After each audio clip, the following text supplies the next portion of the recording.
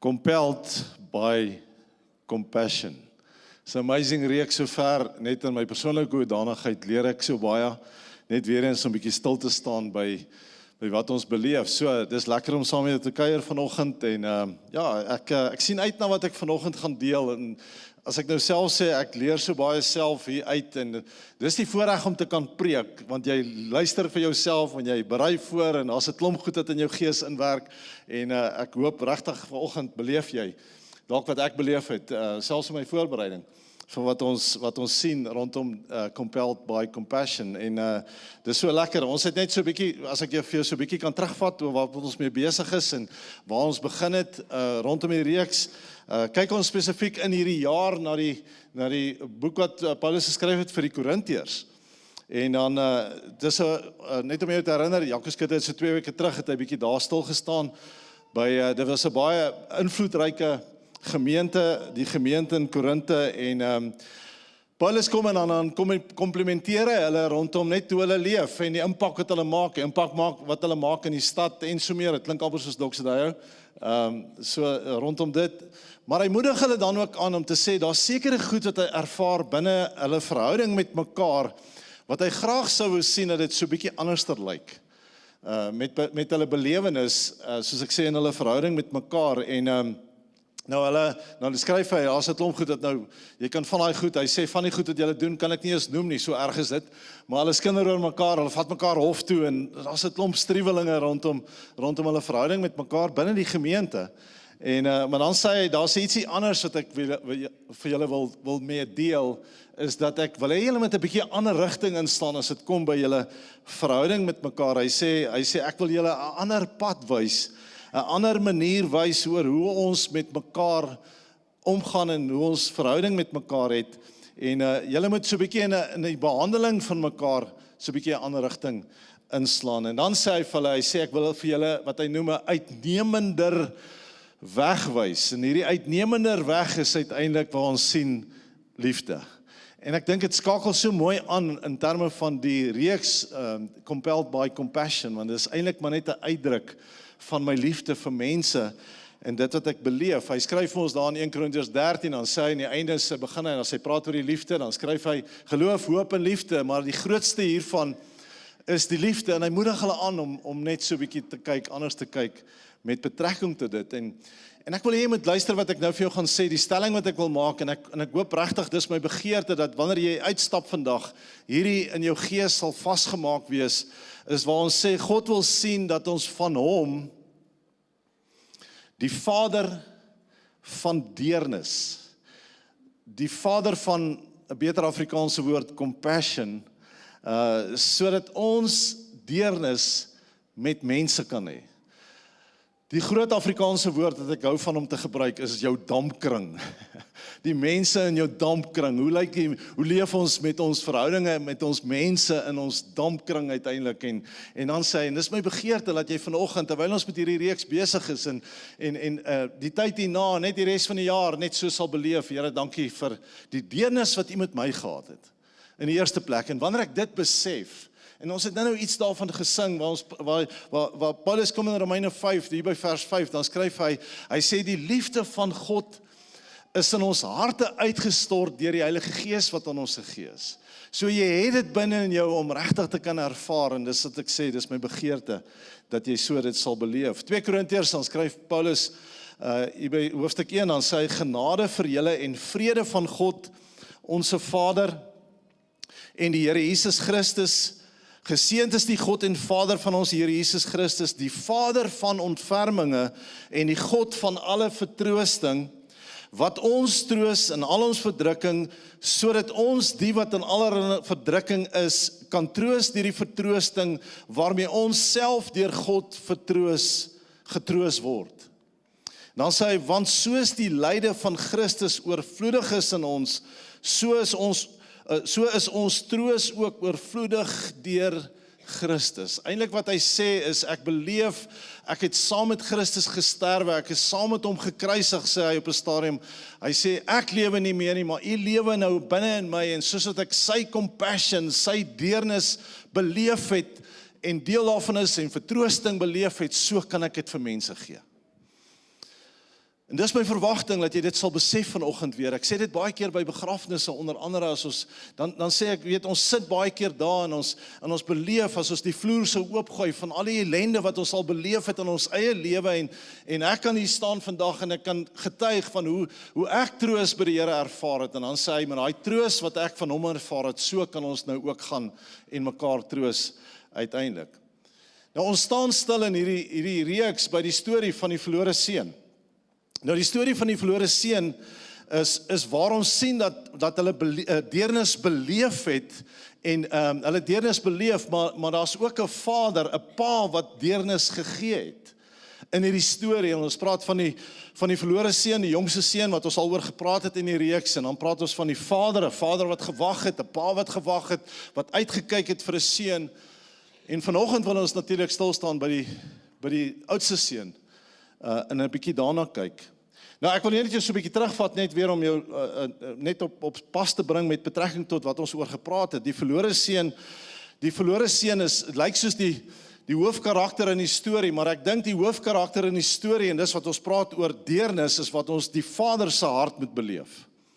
Ek dink die Vader se hart, en die Vader is die hoofkarakter in die storie, en ons sien baie keer dit gaan oor die verlore seun, maar ek dink dit gaan meer oor die Vader wat deernis en compassion gewys het vir al twee hierdie kinders van wat hulle beleef het.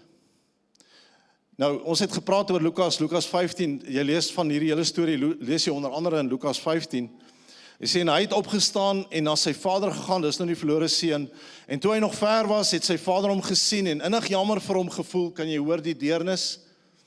Hy sê, en gehardloop en hom omhels en hom hartlik gesoen. Nou as 'n klomp goed teologies wat 'n mens daar kan sê rondom daai, net die feit dat ek hom soen, ek is so bly hy is terug, 'n pa wat gewag het uiteindelik. Ek dink jy ons hoe ver te gaan om meer van compassion te beleef as juist daai storie van wat ons van die pa beleef het nie. Maar die verlore seun het rondgeloop met hierdie wat ek wil noem slawe mentaliteit. Sê, maak my maar net een van jou slawe. Ek sal maar net so, want hulle eet in elk geval beter as wat ek hier tussen die varke is. En sy pa, ons ken die storie, hoe sy pa glad nie na sy storie luister nie. En dan sê hy vir hom 'n klomp goedjies, hy sê vir hom, sit 'n ring in sy vinger. En eintlik is hy besig in hierdie hele storie is om identiteit te herstel. Sit 'n ring in sy vinger, want as jy dink 'n ring in sy vinger in die Bybelse tyd, soos dit ons daar beleef, is daai wanneer hulle 'n ring in sy vinger sit, is as ek gee eintlik vir jou die familiebesigheid se kredietkaart. Hy sê, trek vir hom 'n kleed aan. Hy sê, want hy het vergeet wie hy is, en 'n pa sou 'n erfgenaamskleed vir 'n kind hê, en daai erfgenaamskleed kom aantrek. Hy sê, jy's nie slaaf nie, ek wil hê jy moet jou mentaliteit verander, jy's erfgenaam spesifiek, en dan kom hy sê, trek vir hom skoene aan, want dit is net slawe wat nie skoene het nie. So hy kom herstel sy identiteit binne daai storie. Dan kan 'n mens praat van deernis. Dis wat deernis beteken.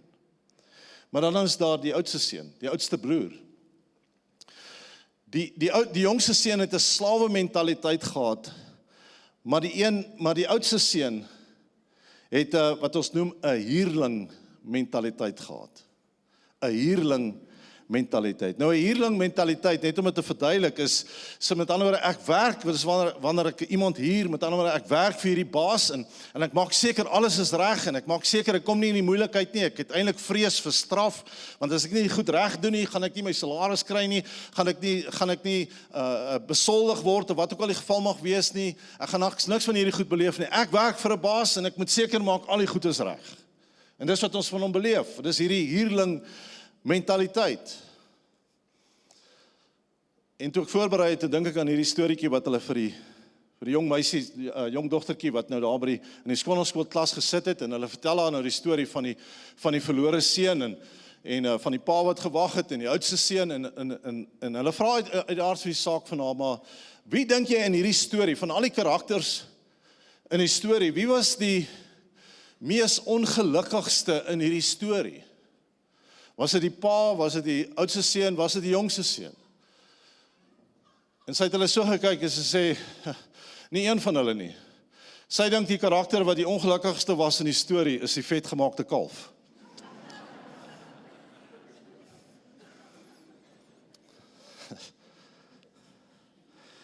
Kom ek lees vir daai storie van die oudste seun.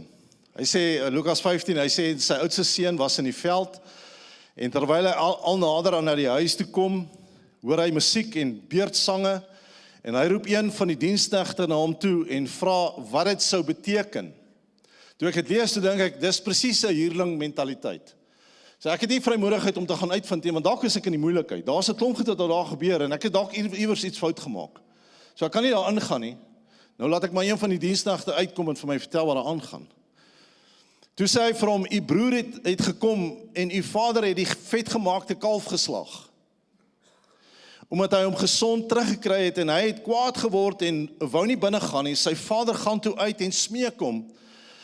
Maar hy antwoord en sê vir sy vader, kyk, ek dien u so baie jare en ek het nooit u gebod oortree nie, en vir my het u nooit 'n bokkie gegee, sodat ek saam met my vriende vrolik kon wees nie. Maar toe hierdie seun van u kom, wat u goed met hoere deurgebring het u vir hom die vetgemaakte kalf geslag. Toe sê hy vir hom, luister die compassion, luister die deernis. Hy sê, kind, jy is altyd by my, en al wat myne is joune. Dis hierdie compassion, maar dis ook hierdie huurling mentaliteit. Ek dien nie al so baie jare, ek maak seker, ek lees my Bybel en ek bid elke dag. Ek het geen fout wat ek maak nie, en dan sê hy, ek is so bly, ek is nie hierdie seun nie, want hy het sy lewe spandeer en sy geld spandeer op slegte vrouens. En ek is seker op daai stadium moes hy hierdie sonde uitlig, want ek is daarom nie so nie. Dis nie wie ek is nie, ek is dan 'n bietjie beter as dit, ek het nog geen fout gemaak in die storie nie. Maar daar's 'n storie wat Jesus dan vertel, wat bietjie later, wat vir my so aansluit by hierdie gedagte van die oudste seun, die huurling mentaliteit, en ek moet net alles reg doen, en hy vertel toe hierdie storie, en ek wil vir daai storie lees van wat in Lukas 18 beskryf word. Hy sê, en hy het ook met die oog op sommige wat op hulle self vertrou, dat hulle regverdig is en ander verag, hierdie gelykenis vertel. 2 manne het na die tempel opgegaan om te bid, die een is 'n fariseer en die ander 'n tollenaar. En die fariseer het gaan staan en by homself so gebid, o God, ek dank u dat ek nie soos die ander mense is nie, rowers, onregverdiges, egbrekers, of ook soos hierdie tollenaar nie. Ek vas 2 keer in die week en ek gee tiendes van alles wat ek verkry, en die tollenaar het ver weggestaan en wou selfs nie sy eie oë na die hemel ophef nie, maar het op sy bors geslaan en gesê, o God, wees my sondaar genadig. Ek sê vir julle, dis wat Jesus gesê het. Hierdie laaste een het geregverdig na sy huis teruggegaan, eerder as die eerste een, want elkeen wat homself verhoog, sal verneder word, en hy wat homself verneder, sal verhoog word. Ek kan nie anderster iets sien meer as 'n geestelike hoogmoed, as ons al hierdie goedjies reg doen. Ek is soos 'n huurling mentaliteit. Ek maak seker, soos ek sê, ek lees my Bybel, bid elke dag, ek gee vir die armes, daar's 'n klomp goed wat ek doen, en nou verwag ek, soos hierdie lineêre verhouding wat ek met God het, as hy, dan sal ek, en ek probeer hierdie goed doen uiteindelik. Daar's niks meer van 'n geestelike hoogmoed as dit nie. Ek doen alles reg, en is eintlik wat daar in Deuteronomium 28 wat die Bybel beskryf dan, as hy sê, as julle hierdie goed doen, dan beskryf hy 'n klomp mooi goed wat ons doen. Hy sê, dan sal hy, en noem hy 'n klomp geestelike seëninge of seëninge wat ons sal beleef. As julle hierdie goed doen, dan sal hierdie goed julle deel wees. Maar dan die negatiewe van daai gedeelte is wat hy sê, as julle hierdie goed nie sou doen nie, dan is daar nog 'n langer lys van vloeke wat oor julle gaan kom. En hierdie huurling mentaliteit is presies dit. Ek wil alles reg doen. Ek moet seker maak, ek maak nie foute nie, sodat ek uiteindelik gesien sal word, God my raak sien, en uiteindelik my seun vir my sal seën soos wat hy gedink het hy sal my seën. Of dat ek nie straf sal kry nie. Want jy sien, dis waar ons beleef, is as ek nie reg is nie, as ek nie die goed reg doen nie, dan kan ek straf verwag. En dan kan ek net vanoggend vir jou sê, Johannes skryf daar in sy briewe van Johannes, dan beskryf hy sê, as die liefde volmaak geword het, dan dryf dit die vrees na buite. Daar is nie meer vrees nie, ek verwag nie meer straf nie, want hoekom? Christus, omdat ek myself met hom vereenselwig het, met hom geïdentifiseer het aan sy kruisdood, en ek myself op die kruis gesien het, want Paulus skryf, Hy sê, as een dan gesterf het, het almal gesterf. Met ander woorde, ek is klaargeslaan in Christus meer as 2000 jaar terug. Ek hoef dit nie meer te beleef nie. Maar hierdie oudste seun het dit nie beleef nie, hy het dit nie so gesien nie, hy moet alles net reg doen. Dis 'n huurling mentaliteit. Maar luister na die deernis van die Vader weer eens. Hy sê, toe sê hy vir hom, kind, jy is altyd by my. Al wat myne is joune. Nou, jy kan jouself dalk in die storie sien, soos dat ek myself in hierdie storie gesien het. Met ander woorde, God die Vader wil nie hê dat ons 'n slawe mentaliteit sou hê nie. Maak my nou maar net een van jou diensknegte nie. Of dat ons hierdie mentaliteit van 'n huurling sou hê nie. Maar dat ons 'n mentaliteit sal hê van erfenis. Ek is erfgenaam. Ek is seun in die woordjie wat daar vertaal word in die Grieks, daai seun is die woordjie goeios, wat praat van erfgenaam. Romeine verwys daarna, Paulus skryf in Romeine 8, daar aan die einde van Romeine 8, dan sê hy sê ek is 'n erfgenaam van God en 'n mede-erfgenaam van Christus. En dus, wat my begeerte is vir jou of vanoggend as jy hier sou uitstap, dat dit jou mentaliteit sal word. Ek is erfgenaam. So dis die boodskap wat die Vader vir die oudste seun wou gee, en dis wat hy moet verstaan het, jy is seun, jy is erfgenaam, en alhoewel ek nie vir jou die vetgemaakte kalf geslag het nie, behoor die hele beestekraal aan jou. Jy het nog altyd 'n ring in jou vinger gehad, met ander woorde, jy het nog altyd die kredietkaart van die familiebesigheid gehad. Jy was nog altyd geklee in hierdie erfgenaamskleed, met ander woorde, dit wat hulle aangegaan het, dit wat hulle gedra het hulle stand in die samelewing verduidelik. Jy het dit nog altyd aangehad, het nog niks verander nie. In my lewe vir jou nie. Maar hy het niks hiervan raak gesien en hierdie huurling mentaliteit het hom absoluut oorheers. So ek sien myself in hierdie storie, as jy daarna kyk, en net so 'n bietjie agtergrond gehou oor myself. Ek het groot geword, natuurlik op 'n plaas wat baie lekker was, en groot goed beleef, maar ek het baie streng groot geword. Ons was 6 kinders, en natuurlik met 6 kinders, 3 broers, 3 sissies, amper sê ek die Here weet, jy moet vasvat, jy moet verstaan. Hulle gaan jou, in elk geval, daar was 'n sekere plankie in die vensterbank van die badkamer. Sekere goedjies gebeur. So het ek groot geword. Toe gaan ek in 'n laerskool in, wat die hele laerskool, die som totaal van die hele laerskool was 42 kinders. Die standaard 5 stook en standaard 5 was, graad 7 was ons diep in die 4. So met ander woorde, wat hier gebeur is, jy kan net niks mis nie. Jy kan nie skeef trap nie. Jy moet altyd die beste hê, want hulle sien vir jou raak. Is nie in 'n groepie van 50 kinders wat hulle jou so bietjie mis nie. Jy kan dit nie mis nie. En toe gaan ek na 'n hoërskool toe, in die koshuis, wat daai koshuis kon net sowel 'n weermagstrafkamp gewees het. Ons het sulke koperknoppe aan ons deure gehad. En jy moes daai koperknop skoonmaak, wanneer jy jou eie beeld aan daai koperknop kan sien, dan weet jy min of meer die knop is nou skoon. Die onderwyser kom met inspeksie, dan staan ons inspeksie. Dan vat hy 'n kussing, dan gooi hy hom so in die gang af, in daai rooi vloere, dan gooi hy hom so in die gang af, en as daai kussing ietsie van 'n stoffie op het, dan skryf vir ons, hierdie plek is septies. Dis so groot geword het. Toe gaan ek onderwys swat. En soos dit veronderstel was om te wees, het ek gedink, dat onderwysers, jy moet jou kant bring. Want onthou nou, julle is die opvoeders van die volgende generasie. Baie van die ouens het dit nie beleef nie, maar anyway. So met ander, en toe gaan ek weermag toe. En die weermag het sy eie reëls gehad. Julle verstaan dit, vir die manne wat weermag toe gegaan het, sal verstaan. So ek het die hele tyd hierdie mentaliteit gehad van wat ek moet net my kant bring, ou. Ek moet net die blokkies aftik die hele tyd. Ek moet seker maak ek is in lyn met betrekking tot dit, en gelukkig het ek 'n pa gehad wat my bietjie gehelp het, sodat ek bietjie kan ontspan met tye. Dis die reaksie.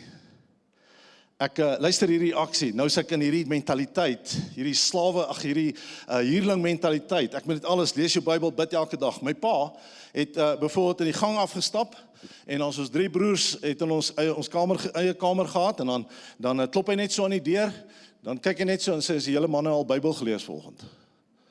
Dan weet ek moet Bybel lees, ou. Hierdie goed is belangrik. Jy moet seker maak. Maar ek het natuurlik anders te verstaan.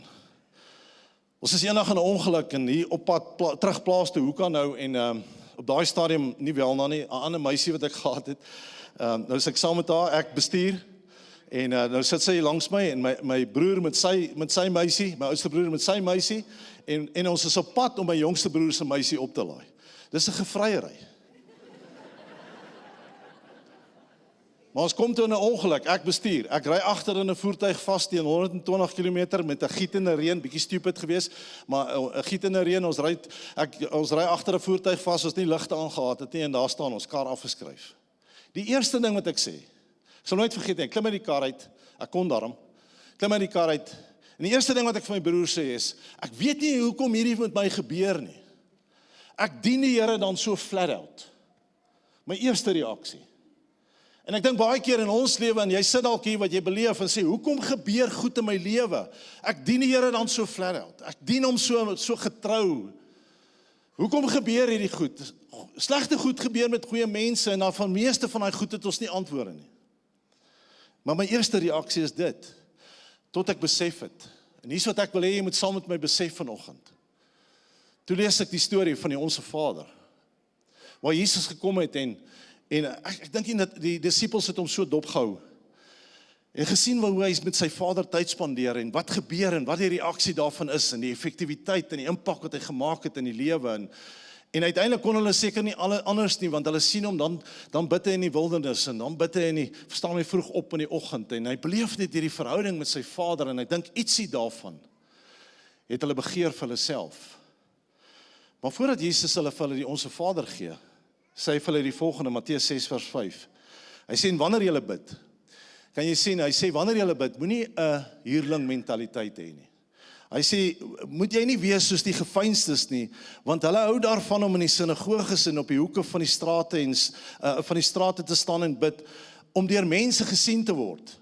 Lees jou Bybel wat elke dag, kyk hoe doen ek het. Ek kan vir julle vertel hoeveel keer het ek, of hoeveel ure het ek in gebed spandeer hierdie week. Ek wil net sê, dis nie dat dit verkeerd is nie. Lees jou Bybel, bid elke dag, is verseker reg. Ons bou ons verhouding met ons, wanneer ons tyd met hom spandeer, verseker so.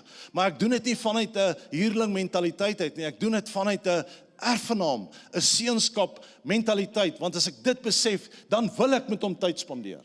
Dan wil ek hier in die samekoms van die gelowiges, saam met ouens stap, 'n pad stap en by 'n selgroep betrokke wees en my verhouding met hom geniet, want ek het nie 'n huurling mentaliteit nie, ek is seun, ek is erfgenaam. So, moenie hierdie huurling mentaliteit hê nie. Waar ons baie keer sê, kyk hoe sloof ek my af vir mense. Kyk hoe staan ek voor die kospotte om vir die armes kos te kan gee nie.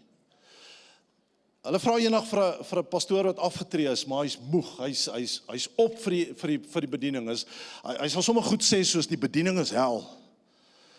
En hy bid in die Here en hy sê dit gaan nie goed met hom en hy sê vir die Here, Here, vir jare het ek myself gegee vir mense. Ek het myself afgesloof vir U. En hy hoor die Here sê vir hom, jy moes nie jou vir mense gegee het nie, jy moes my vir mense gegee het. Daai gedagte wat ons beleef. Ek sit eendag in 'n gesprek met 'n klomp mense wat daar sit en hulle gee geleentheid vir getuienis en daar het ek dit beleef, 'n huurling mentaliteit, maar ook 'n erfgenaam mentaliteit.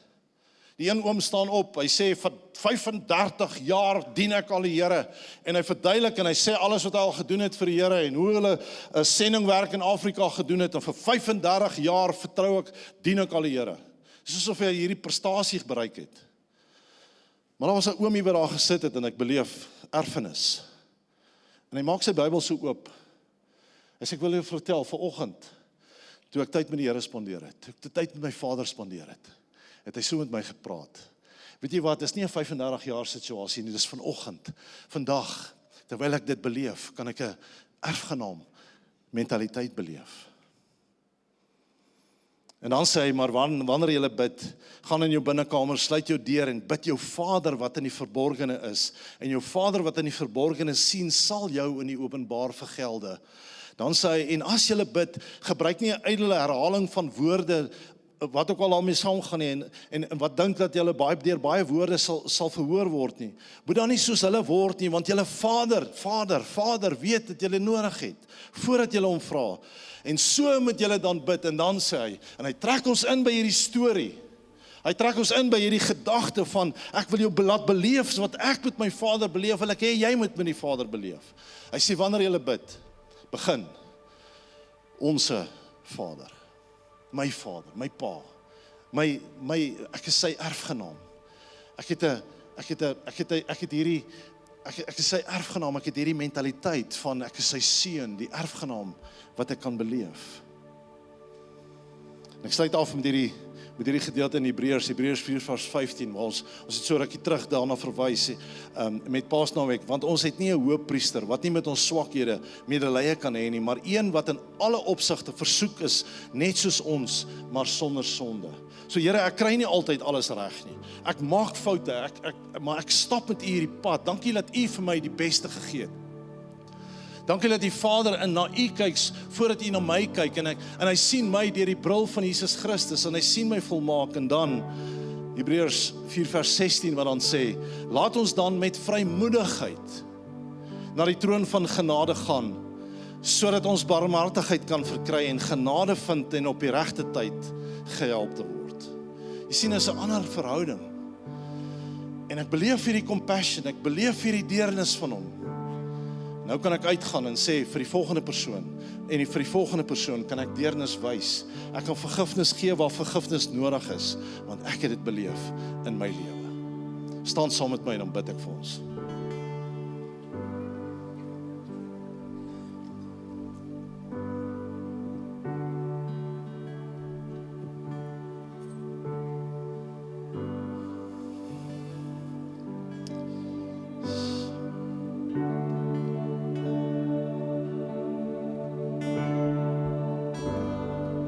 Ons gaan 'n lied sing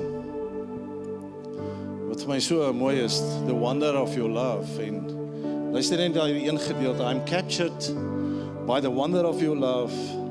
I'm lifted by the power of your grace. My every desire is in you, because why? Ek het gesien. En dan my hope and my strength. So Here, terwyl ons hier staan as 'n kampus, as 'n gemeente en as familie en vriende, en dankie dat U vir ons deur die Heilige Gees, soos dat U ons leer dat die Heilige Gees die liefde van God is in ons harte uitgestort. Die dag toe ons ja gesê het vir Jesus Christus, het U gekies om binne in ons te kom woon.